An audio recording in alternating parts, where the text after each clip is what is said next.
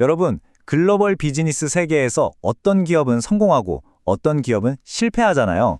그 차이를 가르는 보이지 않는 힘은 과연 뭘까요?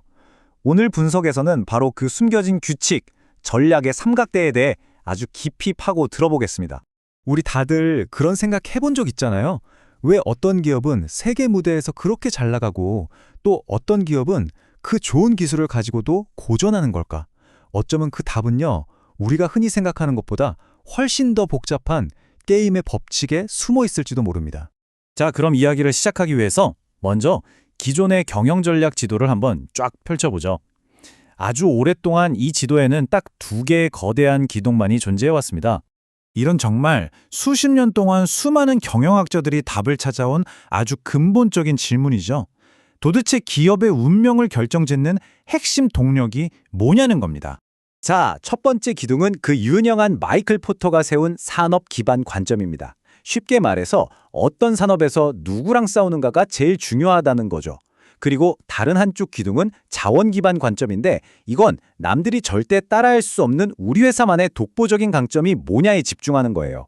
지난 수십 년간 거의 모든 비즈니스 전략은 바로 이 두 기둥 사이에서만 논의되어 왔다고 해도 과언이 아닙니다. 근데 여러분, 다리가 두 개인 의자 어때요? 당연히 불안정하죠. 이 두 가지 이론은 주로 미국처럼 시장 규칙이 아주 안정적인 환경에서 나왔거든요. 그래서 규칙 자체가 막 계속해서 변하는 신흥시장의 복잡한 현실을 설명하기에는 뭔가 부족했어요. 네, 우리는 지도에서 아주 중요한 한 조각을 놓치고 있었던 겁니다.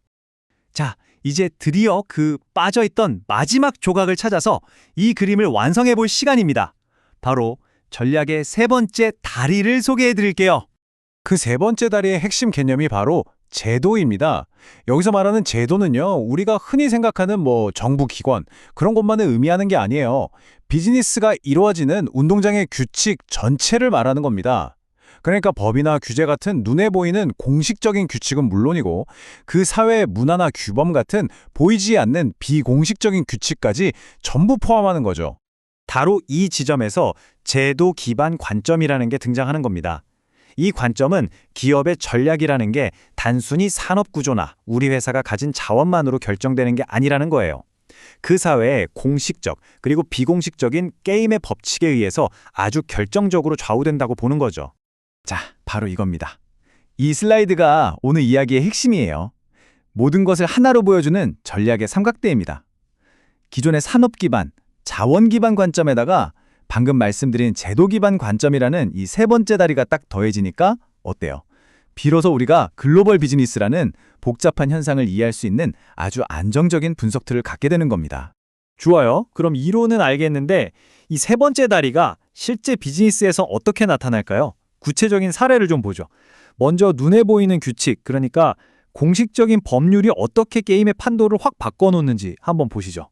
대표적인 예가 바로 반덤핑법이라는 겁니다.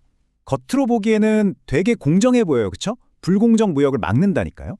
근데 실제로는 이게 아주 강력한 수입 장벽으로 작동하는 경우가 많습니다. 이 숫자 좀 보세요. 90%. 정말 놀랍지 않나요? 한 OECD 연구를 보니까 외국 기업이 불공정 덤핑이라고 판정받은 행위의 90%가요. 만약 자국 기업이 국내에서 똑같이 했다면 완벽하게 합법이었을 거라는 겁니다.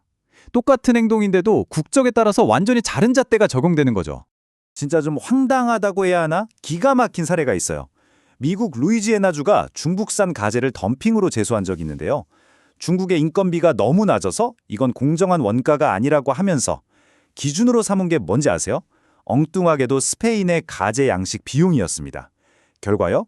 당연히 중국 업체들은 어마어마한 관세를 물게 됐죠. 바로 이런 게 제도가 어떻게 경쟁의 무기를 넘어서 보이지 않는 장벽이 될 수 있는지를 보여주는 현실입니다. 자, 지금까지는 법처럼 딱 문서로 정해진 규칙들을 봤잖아요. 근데 사실 비즈니스 현장에서는 그보다 더 강력한 게 바로 보이지 않는 규칙일 때가 많습니다. 비공식적인 제도들을 한번 살펴볼게요. 대표적인 게 바로 중국의 관시죠. 이걸 그냥 인맥이라고 번역하면 사실 그 의미가 다 안 살아요. 공식적인 법률 시스템이 좀 약한 환경에서는요, 사업의 성공이 계약서의 빽빽한 조항보다 내가 믿을 수 있는 사람과의 관계에 더 크게 좌우되곤 하거든요. 관시는 바로 그런 단순한 인맥을 넘어서 비즈니스를 가능하게 만드는 일종의 비공식적인 사회제도인 셈입니다. 기업 내부의 갈등도요, 이 제도가 다르면 완전히 다른 양상으로 나타나요. 예를 들어서 미국처럼 주식이 아주 널리 분산된 곳에서는 전문 경영자가 주주들 이익이 아니라 자기 이익을 챙기는 소위 대리인 문제가 아주 중요합니다.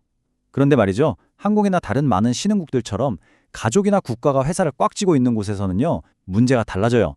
지배주주가 소액주주의 이익을 침해하는 이른바 주인주인 문제가 훨씬 더 심각하고 본질적인 갈등의 원인이 되는 겁니다. 제도가 다르니까 문제의 본질도 달라지는 거죠. 자, 그럼 이제 결정적인 질문을 던져봐야죠. 우리가 지금 산업, 자원, 제도, 이 세 개의 다리로 세상을 보는 게 그래서 우리한테 실제로 어떤 의미가 있을까요? 이게 왜 그렇게 중요할까요? 이 분야의 아주 저명한 학자죠. 존 더닝 교수가 이런 말을 남겼습니다. 이건 우리가 왜 이 제도적 관점을 아주 심각하게 다뤄야 하는지를 보여주는 일종의 경고 같은 거예요. 세상을 제대로 이해하지 못하면 우리는 학생들에게 엉뚱한 해법을 가르치고 기업들은 잘못된 전략을 쓰게 될 테니까요. 결국 이 모든 이야기가 우리한테 뭘 말해주냐면요. 이 세 번째 차원을 이해하는 건 선택이 아니라는 겁니다. 왜 그 좋은 제품이 시장에서 외면당하는지, 왜 그 유망했던 해외 진출이 악몽으로 변하는지를 설명해주는 핵심 열쇠거든요. 다국적 기업은 그 나라의 보이지 않는 규칙을 몰라서 엄청난 손해를 볼 수 있고요. 반대로 현지 기업은 국제 무대의 규칙을 배우지 못하면 영원히 우물한 개구리로 남을 수밖에 없습니다. 그러니까 성공적인 전략가는요, 이제 산업 분석가, 자원 전문가일 뿐만 아니라 그 사회의 게임의 법칙을 읽어내는 문화 인류학자 같은 시각까지 갖춰야만 합니다. 오늘 분석을 마무리하면서 여러분께 마지막으로 질문 하나를 던지고 싶습니다. 비즈니스 환경이 이렇게나 빠르게 변하고 있는 지금 여러분의 성공을 위해서 다음으로 익혀야 할 게임의 법칙은 과연 무엇이라고 생각하십니까?